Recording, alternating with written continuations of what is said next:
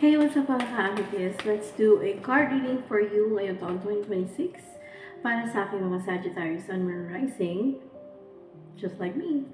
Sagittarius Moon, think what's going to resonate and leave the rest. If hindi ito mag-resonate ngayon sa inyo, well, it will happen in the next coming months or so. Futuristic ang eksena ng aking reading, but if it does resonate with you, and good for you, kasi that means nag-uumpisa na ang kwento. Hindi lahat ng tugma sa inyo dahil ang iba ay para sa, ang ibang messages ay para sa iba. So, you can, share this to anyone that you know that deserves to hear the message from our energy in the universe. Okay, so first card for a heart. Sagittarius Moon, Sun and Rising, congratulations because most of you will definitely experience a happy love life, personal life, or mas relaxing siya ngayong taong ito. Okay? Mararamdaman mo na talagang mahal ka ng minamahal mo kung ikaw ay may karelasyon at kung ikaw naman ay wala pa, magbo-bloom ang iyong love relationship ngayong taong ito. Okay? So, there's also a scene that exactly pertains about a family or a home life. So, ang ilan sa inyo malamang pipiliin mas maging tahimik sa bahay na gusto niya or hindi na magpapalipat-lipat or mas tahimik yung environment or community, neighborhood na mapipili ninyong tirahan sa taong ito. There are some of you that will definitely have some changes in your family or home life. Hindi ko naman tinutukoy na exact na nililipat, no? But I can think that pwedeng mawala na sa area ninyo yung kiniinisan mong kaaway or yung mortal enemy mo, hindi mo nakasama, hindi mo nakita. Or mas pipiliin mo na lagi nasa loob ng bahay or mas manhimik yun. Kaya yun ang ibig sabihin ng card na ito. Okay? So, Three of Hearts. Yeah, let's talk about those people that are totally different from you or competing with you or jealous of you. Yun nga daw, mas tahimik na yung life mo ngayon kasi malamang wala na sila or lumipat na or hindi na sila ganun ka-aggressive with you. So, yes, toxicity and the energy of some bullies around you are no longer going to be that worse, bad or worse than you expect. Posibleng ikaw yung makagawa ng something really uh, maloko or pilyo or pilya sa sino mang ka-interact mo, especially within 6 months period. So, pwedeng merong nag-expect sa mga sinabi mo pero hindi mo naman sinasadya. Meron namang sexually nag-desire sa'yo pero hindi mo talaga gusto. Pwedeng may mga manliligaw sa'yo na um, you feel good about the attention, but hindi ka naman ganun seryoso. So, there's also a sign here of being part of a gossip or um, maging center ng usap-usapan at kwentuhan. Let's see what's gonna happen then.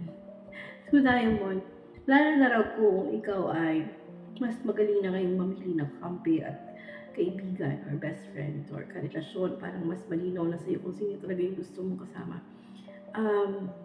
And you want to keep them around, okay? Most of you, if you're in a relationship, are going to have committed relationship or mas tahimik na, hindi na masyadong maingay, hindi na masyadong makikipag-argument, ganun.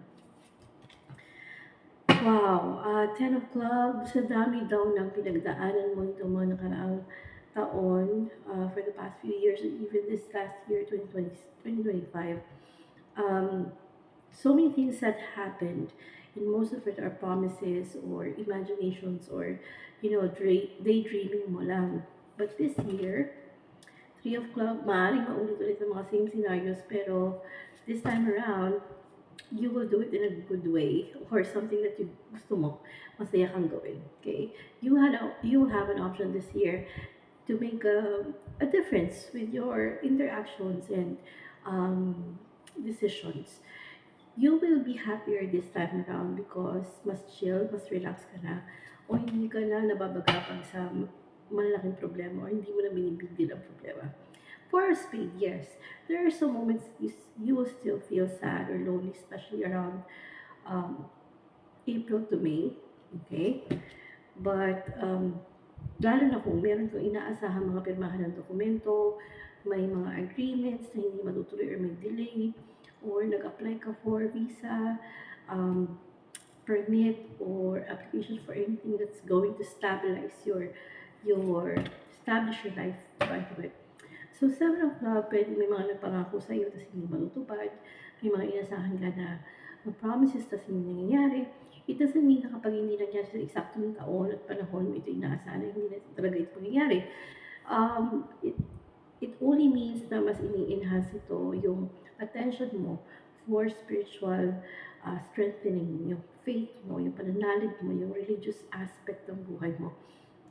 If you're giving a chance na medyo nadidelay lahat at hindi mo control ang lahat, that means you have to surrender it and you have to pray in a very solemn way. Especially if masyadong mataas ang pride mo nitong mga nakaraan or lalo kang magmamataas this time around, ipapahumble ka talaga ng panahon. There will be situations that will make sure that the Lord will definitely make sure na ikaw ay maging humble or grounded. So, bowing your knees and surrendering and, putting up your hands to God will definitely lessen the consequences, the tragedies that possibly can happen this year. So, I would highly recommend for you to all out 100% give your heart to the Lord. So, the Lord that I'm talking about is the one who created us, the one who is alive right now at this very moment in the midst of us. So, Jesus Christ is the King, and I guarantee you, with all your heart and all your might, if you're going to surrender it all to God, you will be able to start this year traveling to different places, domestic or international, just like what you desire, and meet amazing people, intelligent, professional people that you never expected. Okay? So, sa tarot naman, ito naman ang iyong baraha this year. Ooh, love life blooms. Ang pag-ibig mo talaga, Sagittarius. Sun, Moon, Rising is the most epic this year. Okay? Nag-start na next year, I mean last year, but this year is gonna be more amazing. Emperor in reverse. You're expecting too much from this person. Just enjoy and go with the flow. Okay? If you are in a relationship right now, please bawasan ang expectations na stable itong taong to, that he will initiate the commitment or do something great, great, great, great for you. No, it's a collaboration. Both of you will definitely do something about it. Especially if you're expecting a document to be signed, kung ikakasal na ba, or may negosyong umpisahan, please lessen your expectations para mabawasan ang iyong palungkutan this year, okay? Just, meet fellow travelers. There's support around you. Maraming sumusuporta sa'yo. And begin now, nag-umpisa na actually lately, or last year, hindi siya ganun kadali. There will be a narrow pathway along the journey that you will have. And obstacles, may mga obstacles na kailangan pagdaanan bago makumpleto ang lahat ng iyong inaasahan. Pero majority ang iyong pag-ibig ay siguradong magiging happy. And last but not the least, this is my sticks. Chinese bamboo sticks to ng tatay ko na para sa inyo. You are more matured now and wanted to have more success. So good luck to you, because this year it will bring you proud moments kahit maraming jealousy around you at may mga susubok na ma-deceive ka or may deception na nakaabang sa'yo. Pero sigurado ko, kung focus ka sa business or investment and you want to visit other places, keep it as your desire and make it happen.